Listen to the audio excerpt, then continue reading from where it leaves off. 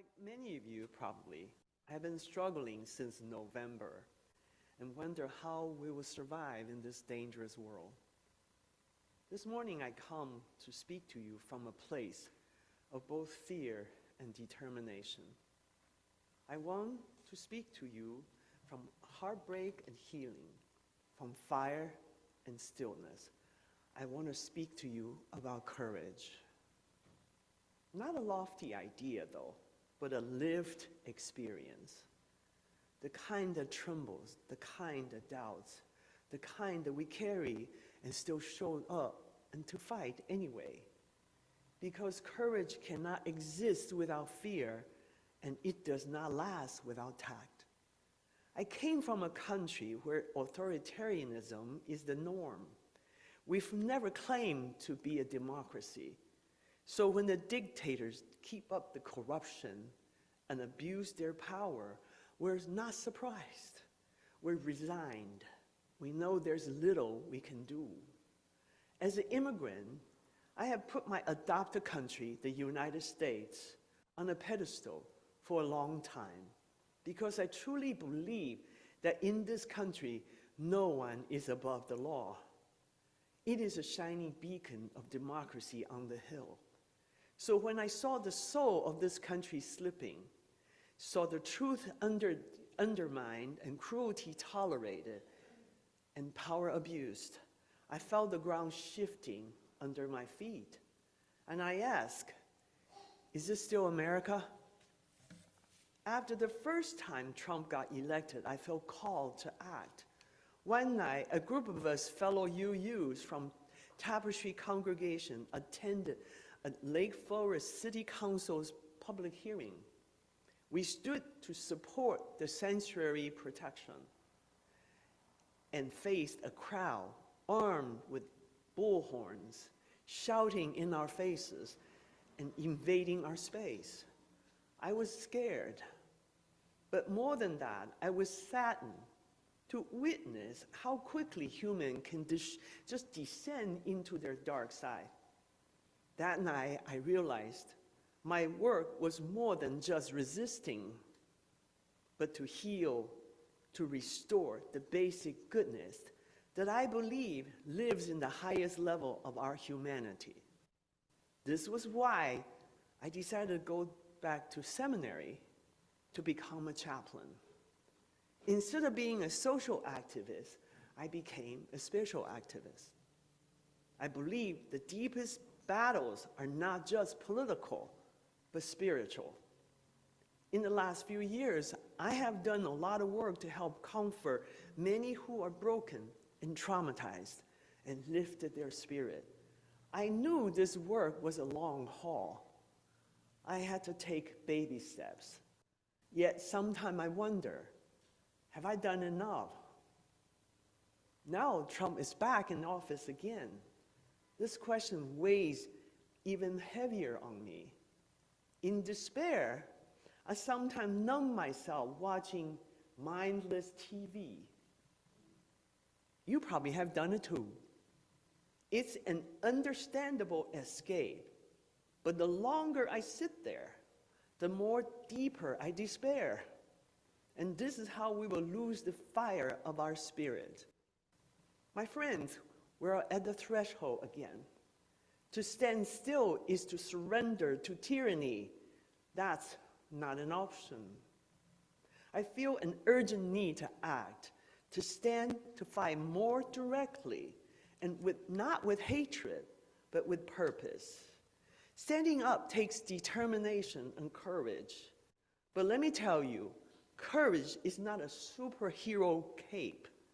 It comes with risk and the anticipation of paying a price and sacrifice. It is not without fears, with trembling hands and a beating heart. It is a steady flame that acknowledges risk, pain, and loss. Courage means including our fears, not avoiding them.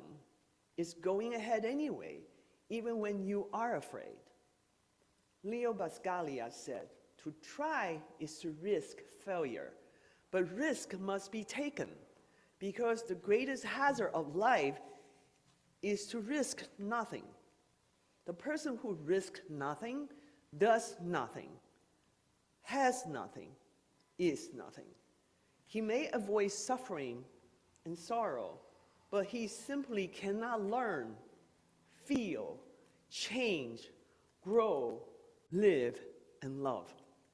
G.T. Shedd said, a ship in the harbor is safe, but that's not what ships are built for.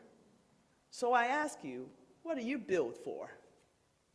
The truth is that after working as a social justice person for over 30 years, I'm still afraid. But I use my fears to sharpen my resolve.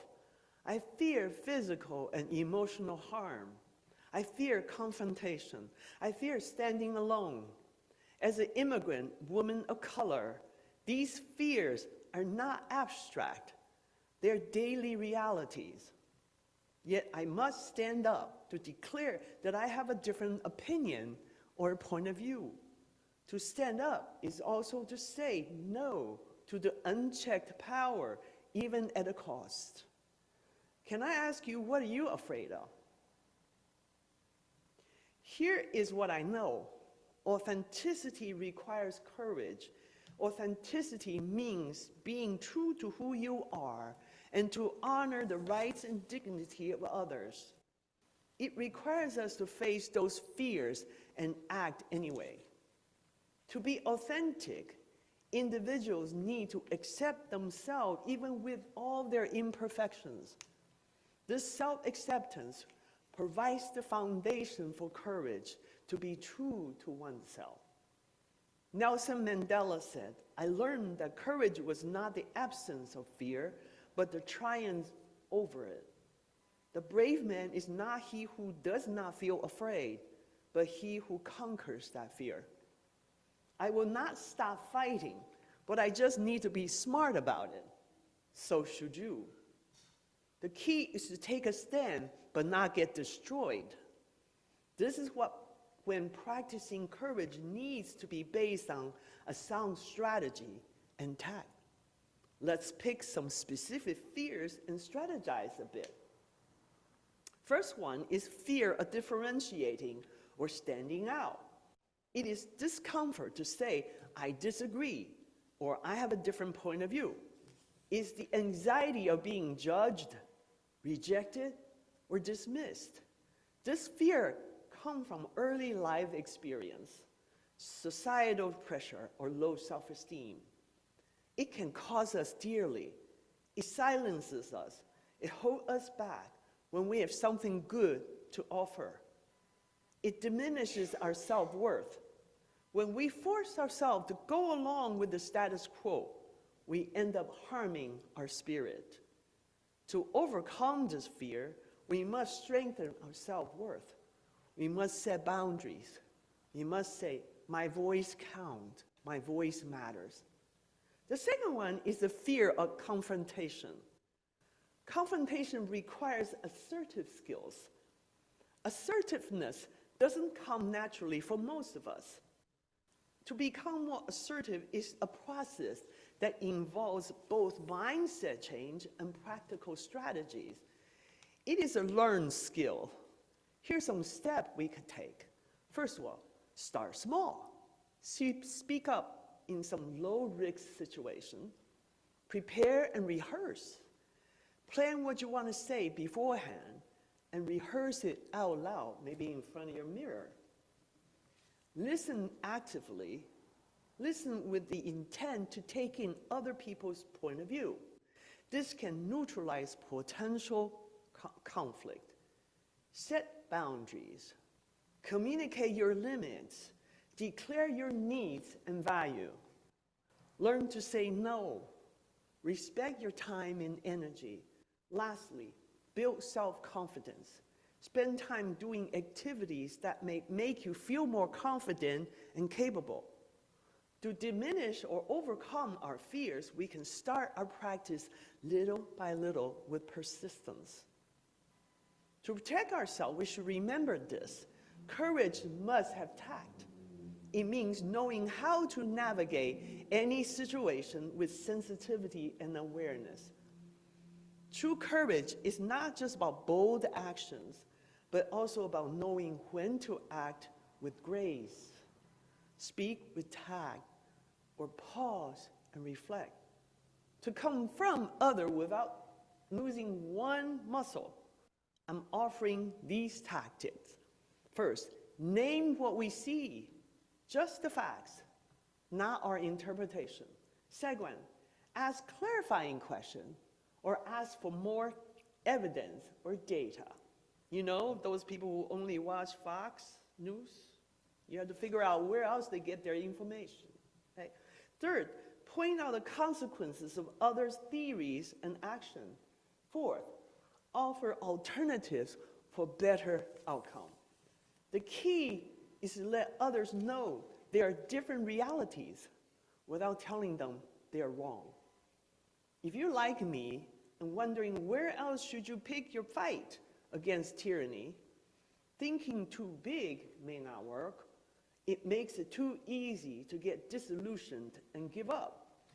To take a stand and fight back, we need to set our sights on something small, something tangible and specific. First, you can use your strength and skills. For example, if you are a lawyer, use your skills to fight injustice in court. If you're not a lawyer, support who are a lawyer. Donate, volunteer, educate, or advocate.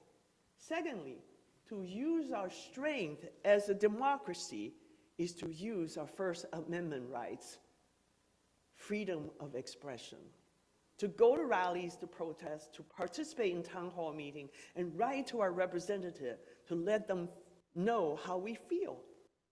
Third, we can use our power as consumers to decide where we will shop and which businesses we will support with our money or which one we'll boycott. Lastly, this might be the most important yet difficult one to practice. It is to start from the circle closest to you and reach out to someone different. Foster mutual understanding and create common ground. This is a major skill we need to learn. Change doesn't begin with saving the world. Change begins by saving one conversation at a time, one heart, one mind, and one soul. American physicist David Bohm invented the concept called dialogue, which is based on two major components, advocacy and inquiry, as two interdependent energy fields.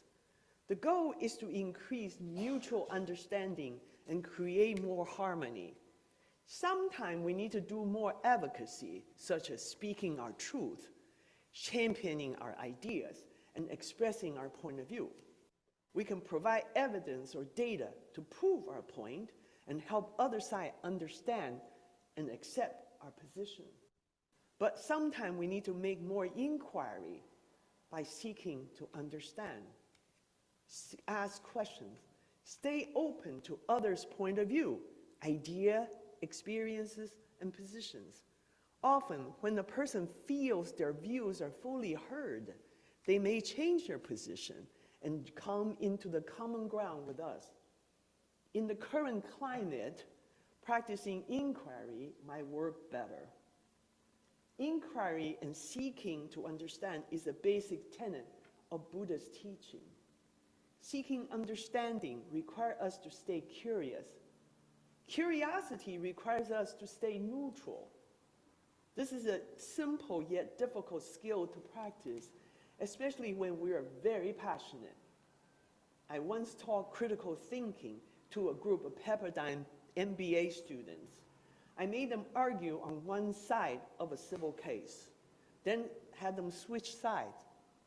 Why? Because when we stand in another person's shoes, we expand our capacity for empathy.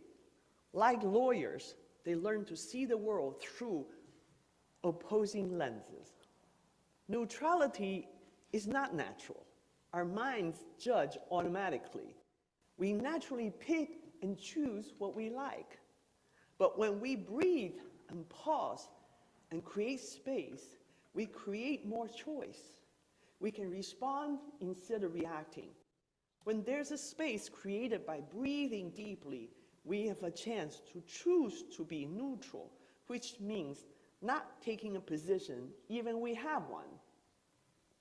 For Buddhism, neutrality is the birthplace of curiosity.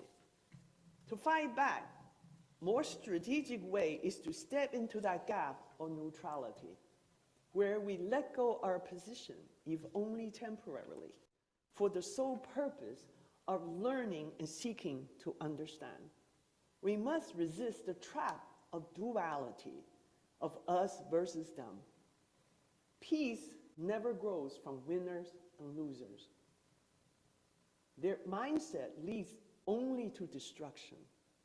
Instead, let us search for what the Buddhists call the third path, the one where both truths are seen and peace become possible.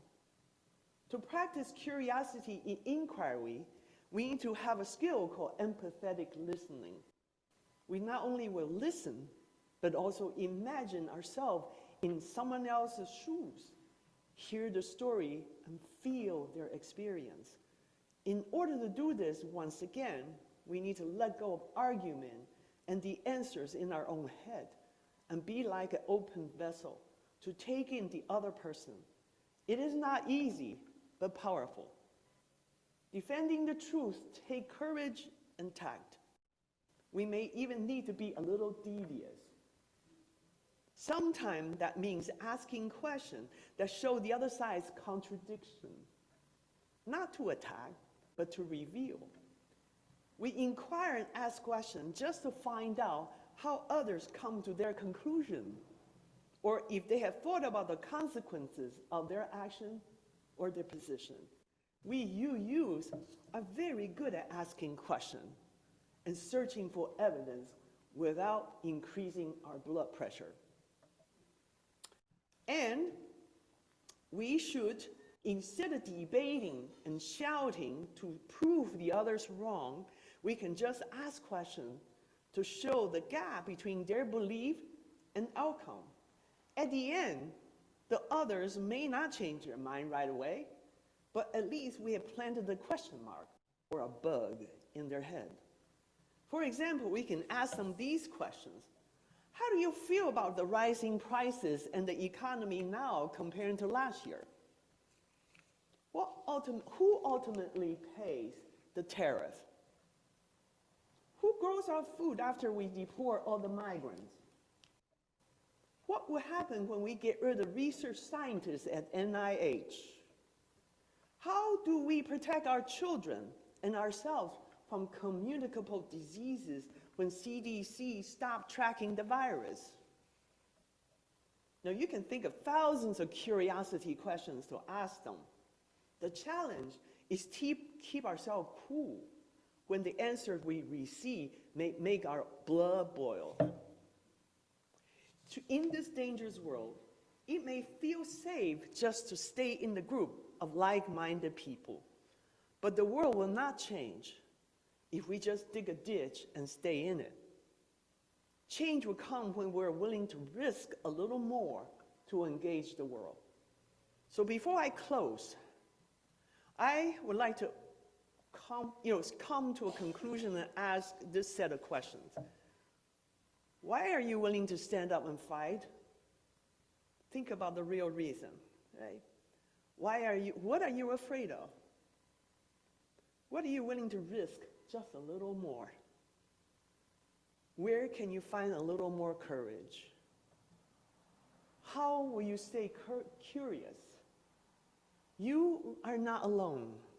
We're in this together. Namaste.